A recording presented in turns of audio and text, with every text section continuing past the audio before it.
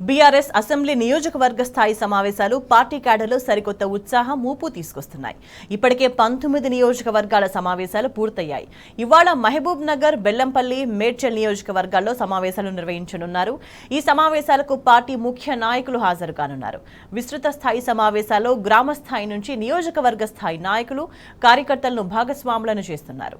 కార్యకర్తలు, నాయకుల అభిప్రాయాలను సేకరిస్తున్నారు. భవిష్యత్ లక్ష్యం, ప్రణాళికలను పార్టీ క్యాడర్కు, నేతలకు వివరిస్తున్నారు.